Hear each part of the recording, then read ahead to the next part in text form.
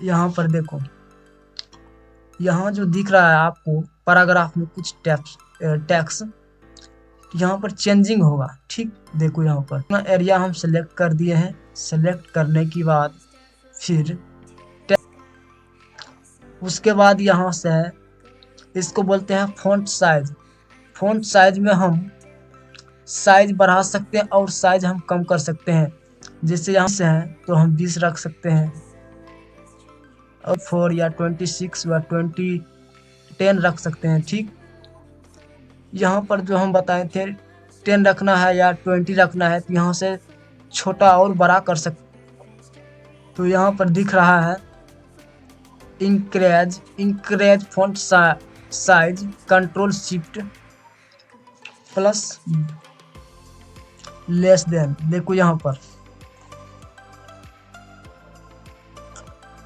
ये जो साइज जितना ये जो एरिया दिख रहा है आपको सेलेक्ट है, ये एरिया, इस एरिया के जितना भी सेलेक्ट है इस एरिया के अंदर हम काम कर सकते हैं। ठीक, इसके लिए हम देखिए इंक्रेज कर रहे हैं। ठीक, और आगे बढ़ेंगे तो डिक्रेज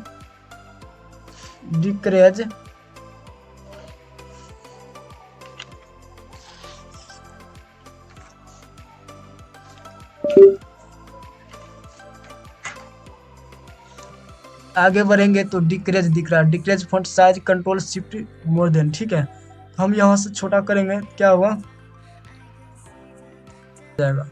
ठीक है, और यहाँ जो दिख रहा है increase font size, control plus shift less than, इसको हम कीबोर्ड में control plus shift less than से हम साइज बड़ा और साइज छोटा कर सकते हैं। इसके लिए हम कीबोर्ड में control plus shift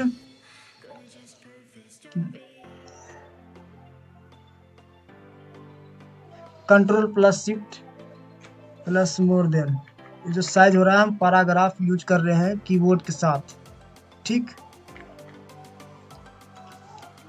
control shift more then, control shift less than. ठीक है, हम पैराग्राफ यानी कीबोर्ड में हम यूज कर रहे हैं। ठीक है, आपको यहाँ पर शो होगा, यहाँ से देखो ये रहा control plus shift less than, यानी कि बड़ा छोटा, हिंदी में इसको बोला जाता है लेफ्ट राइट, इसको बोला जाता है एरर में। उसके बाद यहाँ पर दिख रहा है क्लियर ऑफ फॉर्मेटिंग, जितना एरिया जो सेलेक्ट है उतना एरिया को मान लिया जाए ये जो एरिया है इस सेलेक्ट है, इस एरिया के अंदर हम फॉर्मेटिंग कर सकते हैं। जैसे कोई भी कलर यानी कि फॉर्मेटिंग कर सकते हैं। तो हम बोल्ट रख सकते हैं, बोल्ट मतलब हल्का मोटा हो जाएगा। ठीक, इसका मतलब क्या है आइटैलिक, कंट्रोल आइस क्या होता है आइटैलिक हम लगा सकते हैं। अंडरलाइन का मतलब होता है कि पैराग्राफ के नीचे जो लाइन दिख रहा है उसको हम अंडरलाइन बोलते हैं। ठीक, इसका मतलब क्या है स्ट्राइक थ्रू का, तो हम अभी आपको अंडर बोलता है तो बोल्ट मतलब होता है मोटा हो जाएगा यानी गड्ढा दिखने लगेगा। ठीक, कंट्रोल आइस क्या होता है आइटैलिक यानी कि टेढ़ा।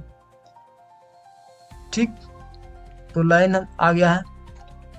उसके बाद यहाँ पर दिख रहा होगा अंडरलाइन के आगे आइकॉन है, आइकॉन में डबल अंडरलाइन लगा सकते हैं। ठीक, अगर अंडरलाइन लग गया हाईलाइट में, ठीक,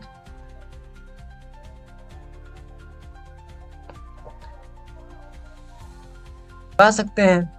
तो ये जो दिख रहा है डॉट वाले, तो डॉट वाले भी हम अंडरलाइन लगा सकते हैं। अगर डॉट लाइन नहीं चाहिए और कोई यहाँ पर चेंज कर लेंगे कोई अंडरलाइन, उससे भी और तगड़ा अंडरलाइन है। उसके बाद टेढ़े वाले अंडरलाइनिंग है।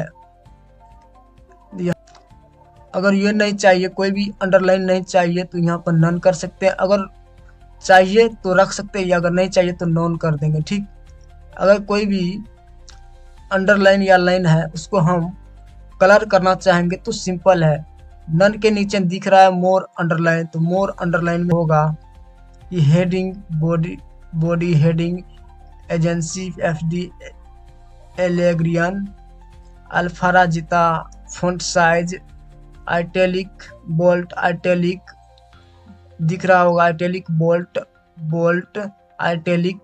तो हम यहाँ से साइज बढ़ा सकते हैं, 12 वहाँ पर होगा, 10 दिख रहे हैं तो कर रहे हैं तो यहाँ पर शो देगा। जैसे मान लिया जाए यहाँ पर रेगुलर करेंगे, यहाँ पर बोल्ट दिख रहा है, साइज, साइज अगर हम 9 रखेंगे या 10 रखेंगे तो ठीक में यहाँ पर भी, यहाँ पर कोई कलर हम रेड भी नहीं चाहिए तो कोई नॉर्मल में रख सकते हैं। स्टाइल अंडरलाइन स्टाइल कौन सी कलर रखना है जो भी, ये भी हम स्टाइल रख सकते। अंडरलाइन कलर, तो यहाँ पर कोई टिक मार देंगे तो स्ट्राइक थ्रू आ जाएगा, ठीक। उसके बाद सिंपल कैप्स यहाँ है, ओके कर देंगे तो यहाँ पर देखो कि सारे काम हो चुका है। देखो जितना भी हम सारे पैराग्राफ में काम किए हैं सारे यहाँ पर शो हो जाएगा, ठीक। तो अगर हम सभी काम जितना भी हम एरिया में काम किए हैं उस एरिया को पहले जैसा नहीं कि बनाना है ऐसे, तो इसको इसके पहले वाली पर हम क्लिक कर देंगे तो यहाँ पर आपको दिख रहा है ये जो ऑप्शन है यहाँ पर, मतलब पहले जैसा हो जाएगा, ठीक। तो आपको ये दिख रहा है, हम आपको बताए थे कि स्ट्राइक थ्रू होता है क्या। स्ट्राइक थ्रू होता है जैसे हम सभी ये जो पैराग्राफ दिख रहा है सारे पैराग्राफ हम पढ़ लिए यानी कि रीडिंग कर लिए हैं, उसके बाद यानी कि लगता है कि कोई वर्ड हमको कन्फ्यूजन है या कोई वर्ड टेक्स्ट करने में यानी कि गलत कर दिया या कोई वर्ड गलत है। मान लिया जाए यहाँ पर कोई डॉक्यूमेंट है, आपको अगर ये लगता है तो गलत है तो यहाँ पर क्या करेंगे, हाईलाइट कर देंगे।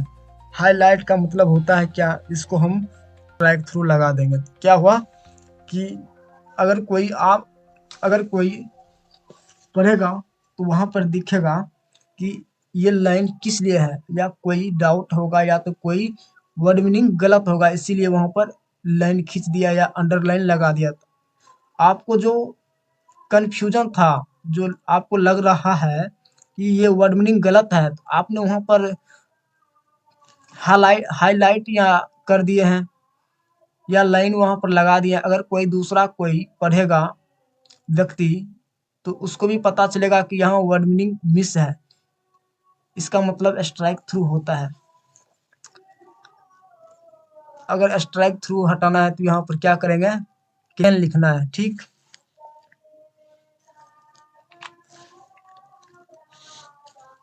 टेंथ लिखना है, उसके बाद